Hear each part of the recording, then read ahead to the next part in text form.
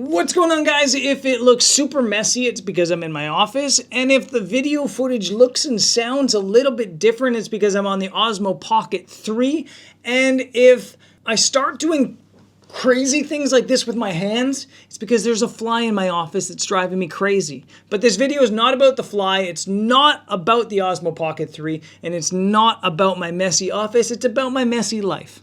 That's not true, not about my messy life, it's about this YouTube channel. I feel like I haven't done a state of the YouTube channel in a really long time, and I think part of this is because of shame. I don't know if that's the right word. Shame's maybe not the right word. But let me take you back in time. And then we'll get back to these Portugal photography photos, these Portugal photos up here on the screen, which is present day. Let me take you back in time. Before the pandemic happened, I felt like my life was on a freaking roll. I thought like I could not do anything wrong. Selling out workshops, had a ship to Antarctica fully booked, had a YouTube channel that was growing and rolling every day. I'd post a video within a couple hours, it would have 10,000 views. I felt like I was just finally achieving all the things that I'd spent 10 years at that time, 10 years of my life trying to achieve, and I finally made it. I was like, I made it. I'm in the big leagues now. I'm in the pros. And then the pandemic happened and it was like, poof. It was like, poof. Everything is gone, poof. And it wasn't just like, poof, you lost your job, poof, you lost your income, poof, you lost your workshops, poof, you're not going to Antarctica anymore. It was also like, poof, nobody's watching your YouTube channel anymore. And I know that you guys can see this because everybody can see a view count in a video, but I'm not sure it was as obvious to you guys as it was to me. I used to publish a video and within a couple hours it would have 10,000 views. When the pandemic happened, all of a sudden my channel stopped getting views. And it was so demoralizing because it felt like I worked so hard for YouTube to create content and to grow and to build. And then for some reason, the algorithm just decided it didn't want me anymore. And it just, poof, knocked me down. At a time, I probably needed support more than anything. And it kind of like, it sucked. And so without that support, I really started putting my focus on other things in my life. On my coffee business, for example, which now has 3 coffee shops, a bubble tea, a brand new roastery, and like 60 employees. I started putting much more focus into my travel photography workshops and tours. And those kind of worlds became like 2 full-time jobs, and I just didn't have the time for YouTube anymore. And it kind of created the perfect storm where my YouTube just started to suck. If we're being honest, you guys already know this. You can tell me, Brendan, your YouTube hasn't been as good as it used to be. It kind of sucks. It's boring now. You don't show us anything in your life. You just take us around and you show us photos.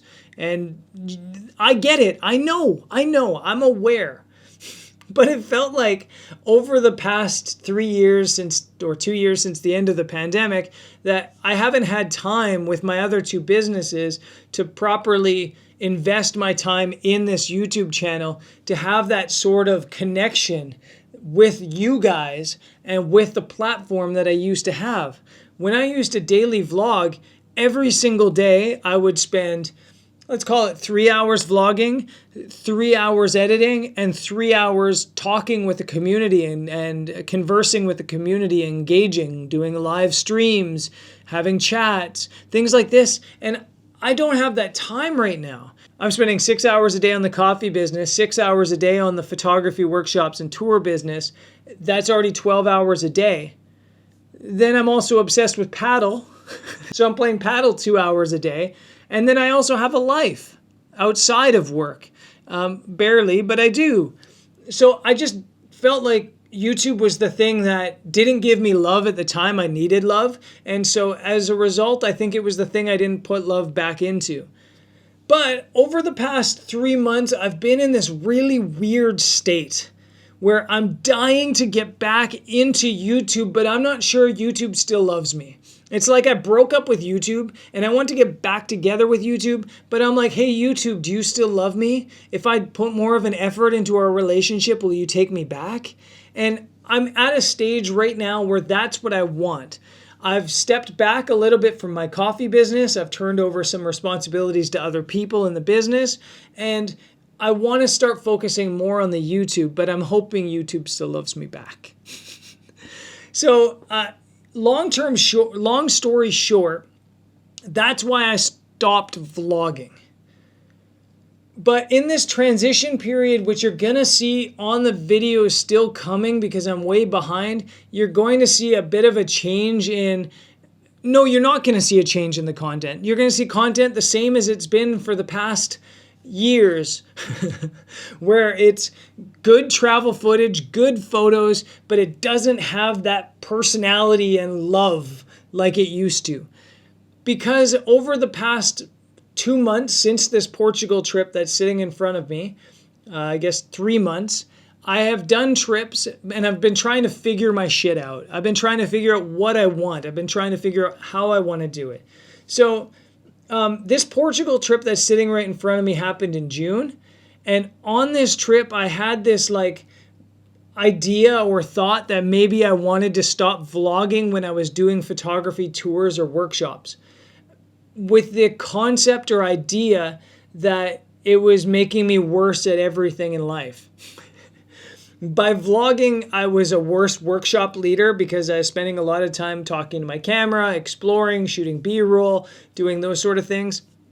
And I was becoming a worse photographer because I wasn't devoting enough time to finding photos and exploring and composition. And honestly, I wasn't being creative anymore.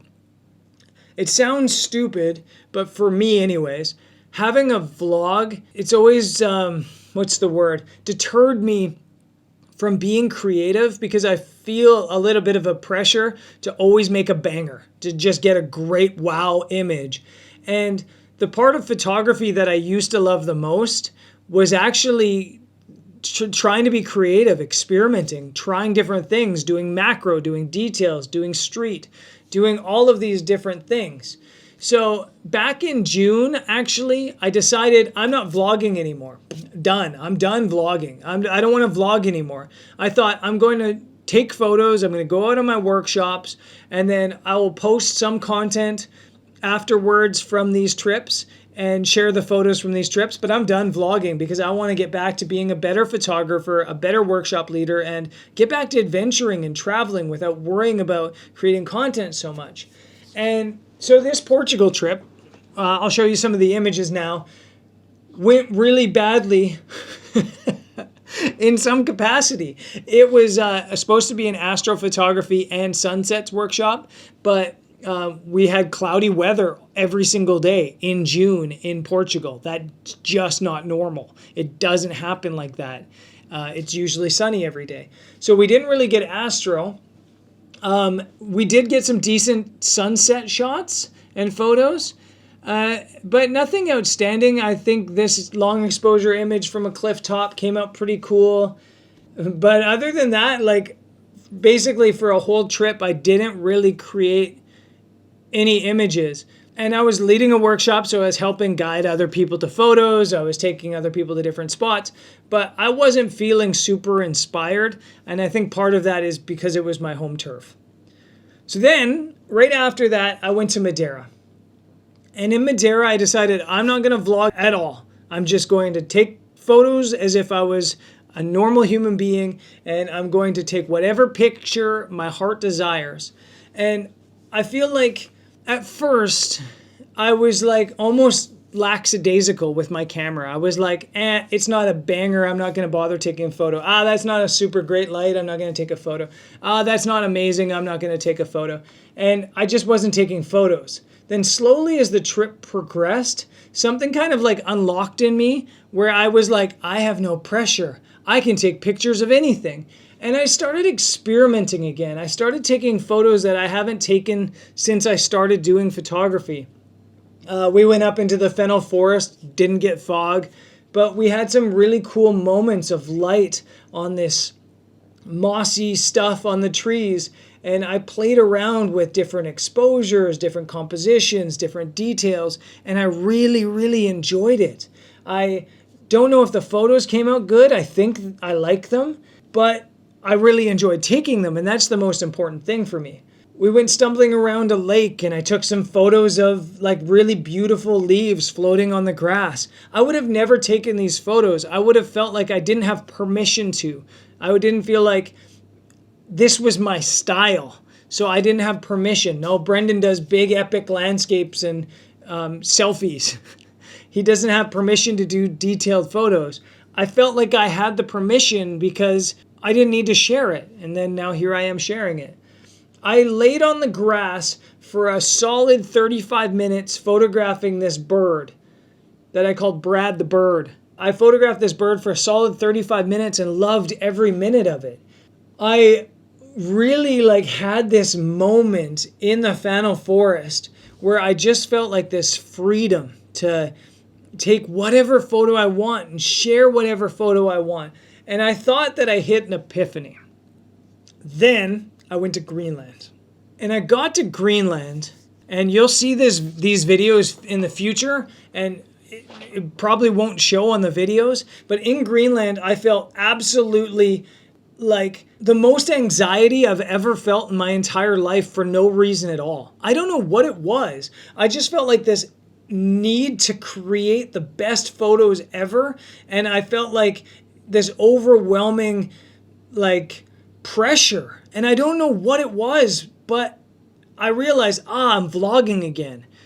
Maybe it's because I'm vlogging that I have this pressure, and it was almost paralyzing. I really, really struggled in Greenland, and I'm leading a photography group. So if you were one of the members of that photography group, maybe you didn't notice that I was struggling, maybe you did, but I was struggling so much internally about what do I do? I was taking so many photos that were absolute garbage. I was kind of all over the place and scattered. And I just felt like this weird pressure to create content, to create videos, to create photos, to make those photos better than other people's photos, competition. I don't know what it was, but there was something there that just made me be like, no, I'm done. I'm not vlogging anymore. I quit. I'm done. And it made me feel like I needed to step away from YouTube and this whole career. And that's really kind of how I felt at the end of Greenland. So Greenland ends. And I want to be clear about something. Greenland was amazing. And you'll see the photos in the video. And luckily, Greg was there supporting me. And luckily, I had my buddy Max, who was also there, also supporting. And so I had a nice support system around me there. Yeah, like I said, the Greenland footage, the Greenland photos, the Greenland trip was incredible. I just personally was going through some stuff. Greenland ends, I go home for a while. I've decided I'm not going to vlog anymore. I'm just going to become a photographer. YouTube's toast to me. I go to Namibia, decide I'm not going to vlog anything, and have just the most amazing trip of my life. It was just, we had such a good time in Namibia. We made such great photos. We just had so many incredible experiences. And on that trip, something clicked for me. On that trip, the thing that clicked is my focus is wrong. My attention is wrong. I'm so focused on the photography side of things that I'm losing sight of the thing that I love, which is travel. I'm a bit of an opportunist in life, I think. I think I've realized this recently. I was doing whatever I could on this planet to travel for a living. All I cared about is traveling. All I wanted to do was travel. And photography was the opportunity that allowed me to travel. And over time, photography was the reason that I got to travel. Photography was the reason I got to keep going. And photography was the reason I got paid to travel. Photography became the reason, but it wasn't the love. And I got so caught up in the photography that I forgot that the whole point of my career isn't photography, it's travel. I'm a travel photographer. I'm not a photographer who travels. I'm a traveler who photographs. And as soon as that kind of clicked to me that my emphasis is wrong, I started to realize, let's go. Let's start doing vlogs again. Let's start filming, but let's put a focus back onto the travel side of things.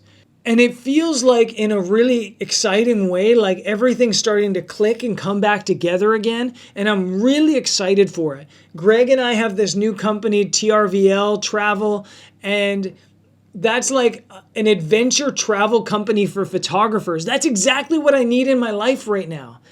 And I need to put that emphasis into my vlogs. I need to stop worrying about making really good photos, start having fun with travel again, start having fun with the photos again, and stop worrying if the photos are world class. They don't need to be. My life is already world class. I already have the best life. I don't need to also be the best photographer. I don't care if I'm the best photographer. I want to have experiences. I want to have travel experiences. I want to enjoy life. And that's the thing I want to share. And I know that I've been so hyper focused on the photography side of things. And as you'll see coming up over the next 2 months on this channel, as we go through Greenland and as we go through Namibia and Botswana, you still will see that photography side of things. After that, we're going back to vlogging. We're going to go back to enjoying travel. You're going to see everything on the travel side of things again, and the photography is a bonus. That's how we're switching things up. Thank you for being my therapist, and we'll see you on the next episode. Peace.